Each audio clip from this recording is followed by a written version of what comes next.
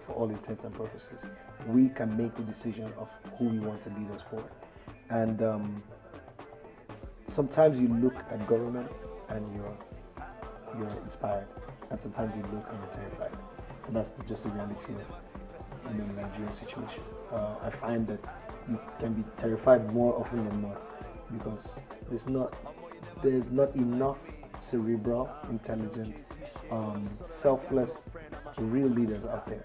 And when I put up the images, I was asking questions about there's an image of courage, and I was like, how many leaders have shown you their courage so much that you would sacrifice yourself for them?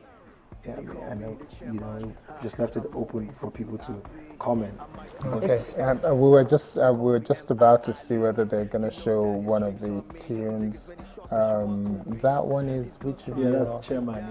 Yeah, that's the chairman. Yeah. Last year. So when you put something like this together, where do the words come from? Oh man, it's a continuous process, especially when you're working on an album. You stay in the studio, and I'm one of the artists that I say so proudly, not to put anybody else down, but just to say that there's another option. I don't drink, I don't smoke anything at all. Let's hear the words. Let's hear the lyrics. Let's hear the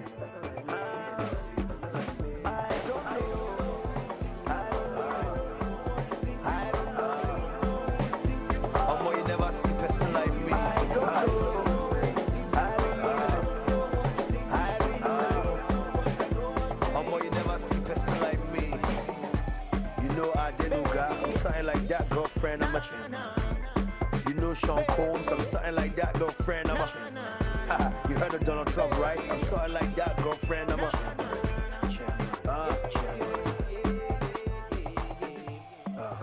For the benefit of all those that want to say things.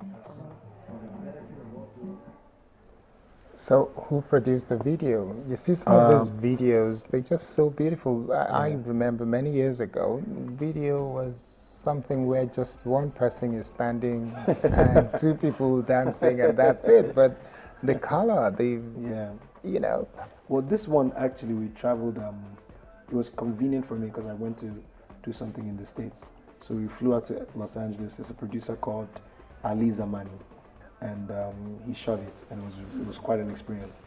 Just to see how the film industry works there so seamlessly, and how all these pieces come together. So it was a very nice shoot. We really enjoyed it. Even though the Nigerian directors here are equally as good.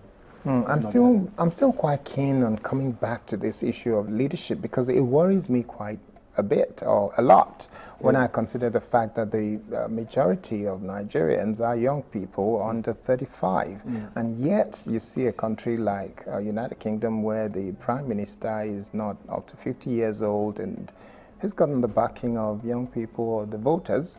And other parts of the world, we're talking of people below 50 who are leaders, who are presidents, prime ministers, and so on. But Nigeria, the political parties are managed by people in their 60s and 70s.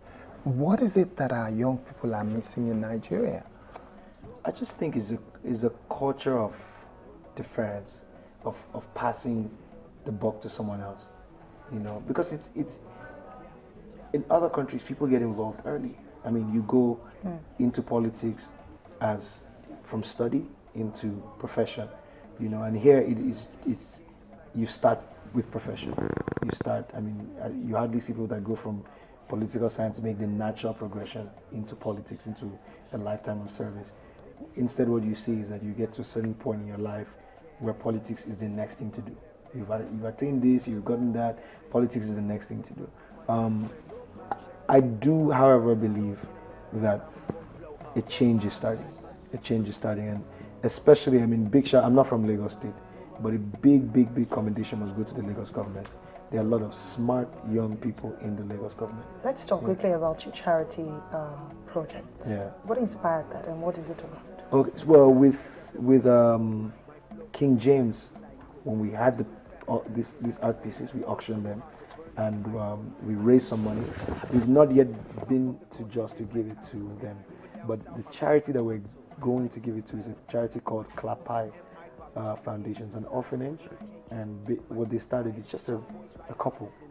Yeah, friends of mine actually, and after one of the crises in Jos, there were kids that were left, orphaned, and they started, and they just kept growing and growing, just asking for help from friends here and there, and now they have something like 70 something kids or 80 kids, and they take them, they give them education, we do soccer training for them. It's actually such a noble, cause, and we're proud to be a part of it. We're going to go to Jos and document the process for everyone to see. That's amazing. Now, before I ask you, to say the least, to sing for me because it's my birthday. Is it your birthday, really? Yes. Yeah. And to sing for his daughter's, Yeah. but it's also his daughter's birthday. Wow. And also to sing for the fact that today is the day of the girl child, so every girl wow. in the world today, it's their day. And to sing for every other person listening to us, that is October 11th. Yeah. Have I made my point? Yeah. No, you have. Okay, great. I want you to talk to me about your fans, and how you've been able. Remember the period of silence and all of that. How you've been able to handle them over the years. Man, it's two-sided. My fans are loyal. They've been there. They've strengthened me. They've given me ideas. They're always encouraging. And for the most part, everywhere you go in Nigeria, there's such when you're doing something positive, there's such an outpouring of, kind words and love, and then there are those that spend their time, especially on social media, to make your life miserable. And so, during the process of recording, I actually deleted one or two of the social media apps from my phone, because you could see something terrible that would make you, because you can't respond all the time. It make you so angry that you can't respond. Somebody insults you and you're like, And so I was like, okay, I don't want to deal with that. So I deleted, the two of them off my phone, and I just let people handle it. And every once in a while I ask them, I'd be like, how is my, let's say, Twitter? And the guy would just shake his head and be like, man, I don't want to go through what you guys go through. Okay. All right. We'll have to wrap up now. And like Adesha said, we would love you to sing us out. But we're just about wrapping up. So we want to say thank you very much. M.I. Jude Abaga. Great to have you on Sunrise. Thank you so much, guys. I'm a fan. Oh, great. Good to know. So, that gives you the automatic ticket to come back on the show very soon. Please. My album comes out very soon. Very important to say. Oh, yeah. October, I think it will be around October 30th. I think it will be. We have to wait for, confirmation from iTunes. But it will be coming out. Chairman album. Everybody has been waiting for a long time. God bless you guys for waiting for so long. It's amazing. Channels will definitely want to be there. Please. Make sure we're aware. Yes. Yeah.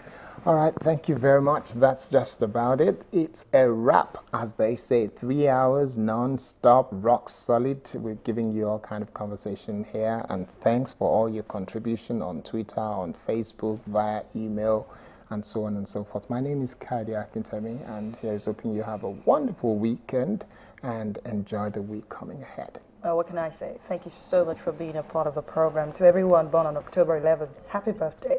It's the day of the girl child. Remember, the girl in your neighborhood is as good as, should I say, the boy in your neighborhood. Be nice to every girl you see. Thank you so much for watching the program. I am Adesha Josh, and M.I. Abaga is about to sing us a song.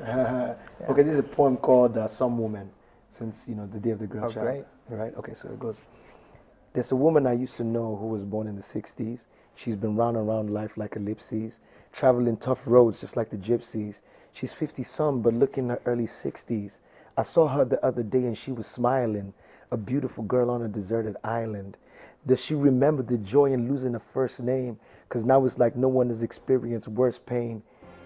Inside of her palm I felt hurt, a look in her eye like she's forgotten what she's worth. But